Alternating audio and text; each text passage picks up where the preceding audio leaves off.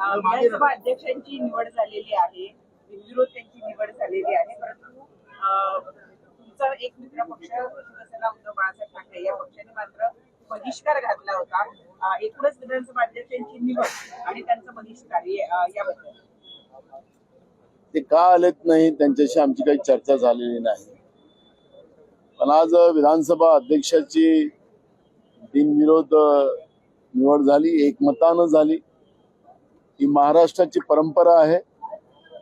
महाराष्ट्राच्या विधिमंडळाचं जे कामकाज आहे त्याचा उल्लेख विधानसभा अध्यक्षांनी केला, मी पण केला, की देशपातळीवर महाराष्ट्राच्या विधिमंडळाचं कामकाजाचं एक कौतुक देशभरात केलं जातं.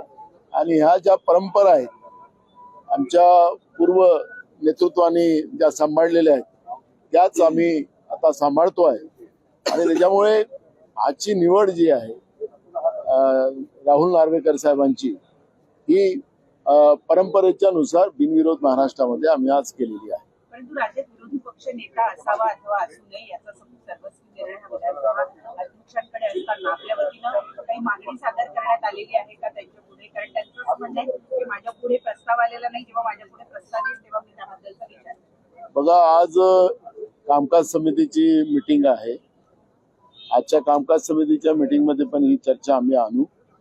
राज्याचे मुख्यमंत्री देवेंद्र फडणवीस साहेबांच्या समोरही आम्ही ही भूमिका मांडली.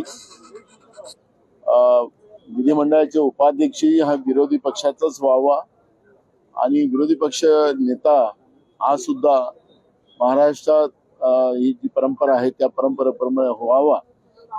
कारण की आपण पाहिलं असेल की महाराष्ट्रामध्येच अनेकदा ज्यावेळेस आमच्याजवळ मोठ्या प्रमाणात बहुमत राहायचं त्यावेळेस विरोधकांकडे 6-7 आमदार राहायचे. त्यावेळेस दिबा पाटील वगैरे जे त्यावेळेस विरोधी पक्ष नेता होते तर ती महाराष्ट्रामध्ये परंपरा राहिलेली आहे. हा जो 110चा कायदा जो आहे हा कुठेही नाही. आणि त्याच्यामुळे माननीय मुख्यमंत्र्यांना काल आम्ही ती भूमिका मांडली. त्यांनी सकारात्मक त्याच्यातली भूमिका घेतलेली आहे आणि ते तय होईल. आणि आता या अधिवेशनात नाही पण नागपूरच्या अधिवेशनामध्ये विरोधी पक्ष नेता होईल अशी आमची अपेक्षा आहे. महाविकास आघाडीतून कुठल्या पक्षाला आणि कुठल्या व्यक्तीला ही संधी दिली जाईल तुमची काही चर्चा झालेली आहे का? अजून यावर कुठलीही चर्चा झालेली नाही. आम्ही बसून निर्णय घेऊ.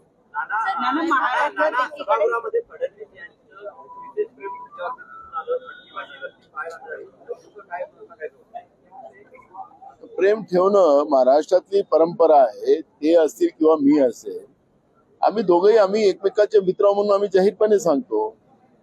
तर ही महाराष्ट्राची परंपराच आहे. वैचारिक काय त्यांचा आमचा विरोध असेल पण महाराष्ट्राच्या विकासासाठी आम्ही सगळेजण एकत्रित मिळून काम करणं ही महाराष्ट्राची परंपरा आहे. आणि ती परंपरा आम्ही चालवतो तर त्याला विशेष प्रेम हा शब्द होऊ शकत नाही. अखेरीत देवेंद्रजी असतील, मी असेल, या आम्ही दोघंही एकाच वेळी या सभागृहात आलेलो आहोत. त्यामुळे आमचं आणि एकाच भागातून आम्ही आहोत. त्यामुळे मैत्री आमची आहे आणि ती जगजाहीर आहे, ती काही लपलेली नाही.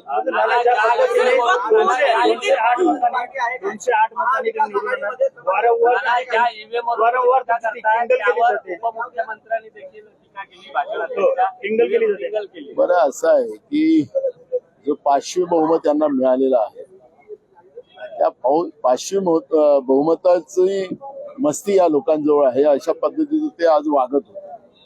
खऱ्या अर्थानं विधानसभा अध्यक्षाच्या अभिनंदनाचा प्रस्ताव सभागृहाचे नेते देवेंद्र फडणवीसांनी मांडलेला होता आणि त्याच्यावरही चर्चा व्हायला पाहिजे.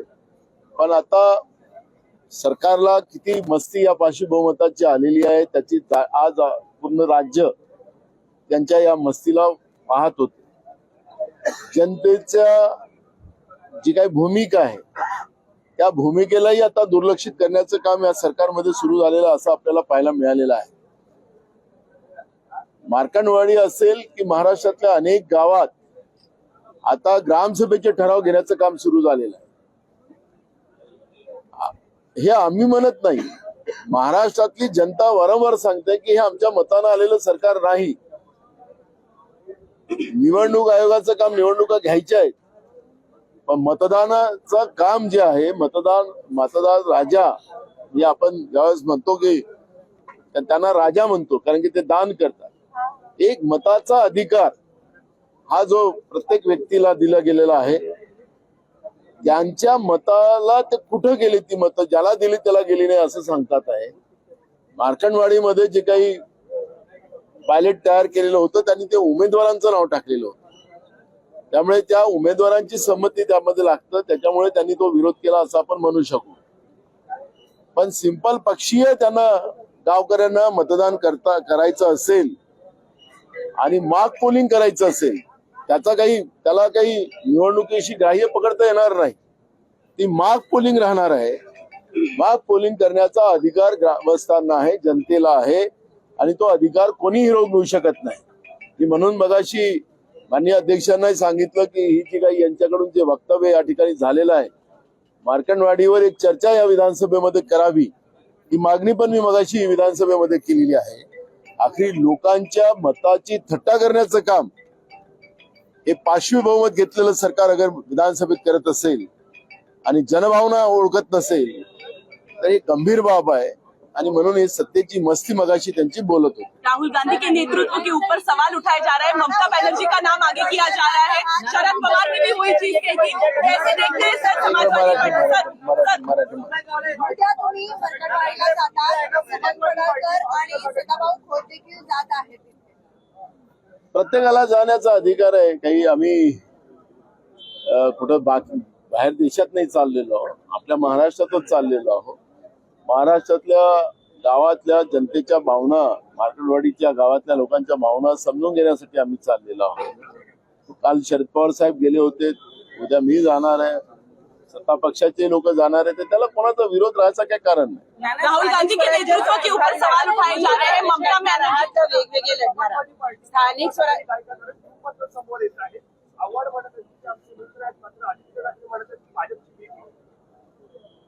कोणाला समाजवादी पार्टी अबू आझमीने त्या दिवशी म्हटलं ना की आम्ही वेगळे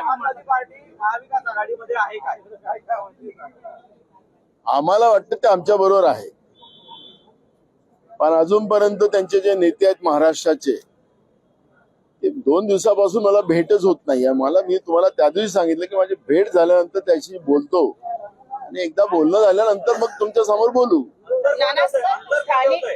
नाही, अंतर नाही, ते आलेच नाही ना. अरे अंतर नाही बाबा, ते सभागृहातच आले नाही. त्यांचे दुसरे एक आमदार आहेत, त्यांना मी म्हणालो कुठे आहेत साहेब, त्या अबू साहेब आलेच नाही म्हणतो ते सांगतात आहेत. आता पण भेटलेत, आजही अबू साहेब आलेले नाहीत. अबू साहेब भेटलेत की मग आम्ही त्याच्यावर तुम्हाला चर्चा. स्थानिक स्वराज्य संस्थांच्या निवडणुकीत काय करणार आहात? स्थानिक स्वराज्य संस्थांच्या निवडणुकीत महाविकास आघाडी एकत्रित लढणार आहे का? अजूनही कुठली त्याच्यावरची चर्चा झालेली नाही. स्थानिक कार्यकर्त्यांना, त्या जिल्ह्यातल्या लोकांना विचारून आणि महाविकास आघाडीच्या मीटिंगमध्ये बसल्यावर त्याच्यावरचा निर्णय घेण्यात येईल. बेळगावाबद्दल तुमचं काय म्हणणं आहे? महाराष्ट्र एकीकरण समितीचं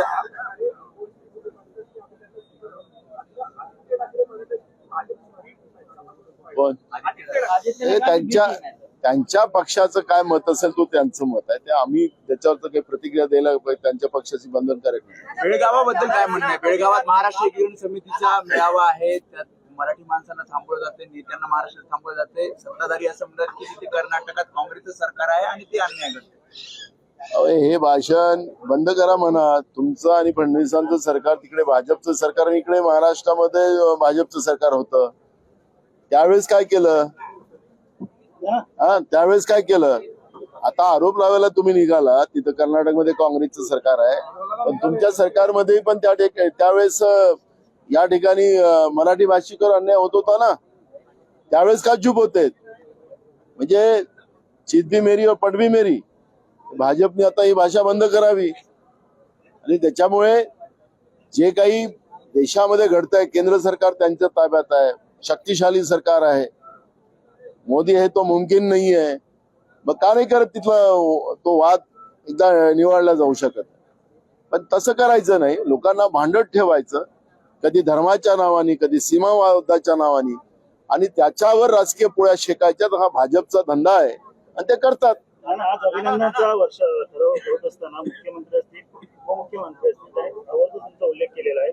ही तुम्ही संधी दिली म्हणून आज परिस्थिती निर्माण झालेली आहे. कसं बघता? मला प्रत्येक लोक आपल्या आपल्या पद्धतीने अर्थ लावतील. त्याच्यामुळे मला आता त्याच्यावरची चर्चा नाही झालं. आता दुसरं सत्र पर्व सुरू झालेलं आहे. म्हणून सत्ता पक्षाच्या जवळ जे काही आता सत्तेचा माज आहे त्याच्या भरोशावर ते राजकारण करायला निघालेले आहेत, तर त्यांनी करावं. पण त्यांना आम्ही आज एक भाषेत थोडंसं प्रेमाने समजवलेलं आहे. फार काही मोठ्या भाषेत नाही समजवलं, पण भविष्यात या सगळ्या प्रक्रिया पुढच्या काळात आल्या आणि येणारच आहे. आता तर सुरुवात झालेली आहे, सुरुवात आहे. भविष्यात आता पुढची लढाई लढू. Thank you sir. मध्ये मोठ्या प्रमाणात धमकी आणि जुगाराचे प्रकरण वाढलेले आहेत आणि पोलिसांना माहिती असून सुद्धा पोलीस कारवाई करत नाहीये. कशाचे? नागपूरमध्ये मटके जुगार नागपूर मटका आणि जुगार. महाराष्ट्रामध्ये असं नागपूरच नाही, आता कुठं वाचलेलं आहे.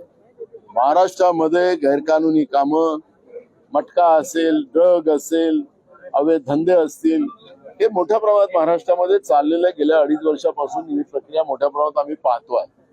वारंवार विधानसभेत हे प्रश्न आम्ही उपस्थित केले. सरकारकडे हप्ते येतात की काय चाललेलं आहे हे कळायला कारण नाही. आणि म्हणून त्या दिवशी देवेंद्र फडणवीस साहेब जेव्हा राज्याचे मुख्यमंत्री झाले, त्यांच्याकडून ज्या काही अपेक्षा आम्ही व्यक्त केल्या त्याच्यामध्ये कायदा सुव्यवस्था, अवैध धंदे या सगळ्या गोष्टीवर वचक त्यांनी ठेवावा अशा अपेक्षा त्यांच्याकडून आम्ही व्यक्त केलेल्या आहेत. आता सुरुवात आहे, त्यामुळे आता पुढच्या काळात काय काय होतं त्यानंतर पाहू. आणि सरकारी खात्यांमधील लाचखोरांना पकडण्यासाठी लावण्यात येणाऱ्या सापळ्यांमध्ये जी घट आहे ती झालेली आहे. मागच्या तुलनेमध्ये यावर्षी 16% घट झालेली आहे. त्यामुळे एकूणच 16% जरी घट झाली असेल तरी ह्या सगळ्या परिस्थितीकडे तुम्ही कसं पाहता? सरकारी कर्मचाऱ्यामध्ये थोडी घट झाली असं तुम्ही म्हणताय, जे आकडे येतात आहे. पण सरकारच्या दरबारातच भ्रष्टाचार वाढला, नोटाच्या बॅगा तिथं सापडल्या. आता सरकारच कुंपणच शेतकऱ्याला निघालं तर त्याच्यावरचा आकडा वाढला ना. त्यामुळे आता व्यवस्था वेगळ्या पद्धतीने झालेली आहे. लाचीच्या ज्या आणि भ्रष्टाचाराचं जे प्रकरण आहे ते याच मंत्रालयामध्ये सुरू झालेलं आहे, मंत्र्यांच्या बंगल्यात सुरू झालेलं होतं. आणि म्हणून ही जे आकडे दाखवले जातात ते खालच्या लेवलचं आता वरच्या लेवलवर आलेलं आहे. हा त्याचा अर्थ नाही. भाऊ, असा एक प्रश्न होता. लाडकी बहीण योजनेमध्ये निवडणुकीपूर्वी सरसकट लाभ दिला, जवळपास 2 कोटीपेक्षा अधिक लाभार्थी आहेत. परंतु आता छाननी होणार आहे, स्फोटी होणार आहे. मग ते निकष निवडणुकीपूर्वी का नव्हते, आता राहिले?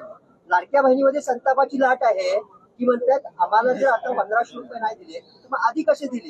जे सीडिंग होतं, लिंकिंग होतं त्यांनाच मिळालं होतं. आणि आता छाननी केल्यामुळे 50 लाखापर्यंत हे आकडेवर येणार आहे. आणि लाडक्या बहिणीमध्ये बोलतात की सरकारने आमची फसवणूक करून सत्ताधाऱ्यांची बदलती भूमिका नाही का? 1500 रुपये देऊन मत विकत घेतात, असे लाडकी बहिणीचा संताप आहे. आगे आगे देखो क्या क्या होता है. अभी लाडली बहन का लाडलापन खत्म हो गया. अभी अब एक लाडला भाई जो है, एक लाडले भाई के लिए महाराष्ट्र काम करेगा. एका लाडक्या भावासाठी महाराष्ट्र काम करणार. लाडक्या बहिणीचं काम संपलं मतदानाच्या काळात. आता एका लाडक्या भावासाठी काम केलं जाणार आहे. तसा पहिला लाभार्थी मंत्रिमंडळातला, आताच्या मंत्रिमंडळात आता जे 3 लोकांचं मंत्रिमंडळ झालं त्यातला पहिला लाभार्थी हे त्या शपथविधीच्या नंतरच जवळपास बेनामी 1000 कोटीची संपत्ती त्याच्या नावाने झाली. तर एक लाभार्थी झाला आता लाडका. हा, मी मंत्रिमंडळातलं म्हटलंय. एक भाऊ झाला 1000 कोटीचा आणि ते बेनामी संपत्ती. ते म्हणले माझी संपत्ती नाही आहे. आता तो पहिला झाला. आता लाडक्या बहिणीचं काम संपलं. आता करू ना. त्यांनी सांगितलं ना आज की आमच्या लाडक्या बहिणीमुळे आम्ही सत्तेत आलो. आता करू ना, पुढे आहे ना पुष्कळ खेळ. तुम्ही उपाध्यक्ष पदासाठी आणि विरोधी पक्षनेता पदासाठी मुख्यमंत्र्यांकडे आग्रह करताय. सत्ताधारी याकरिता मोठा मन दाखवतील. सगळ्या गोष्टी प्राप्त करू तुम्ही खायचे नको करा. थांबा, आता सुरुवात आहे.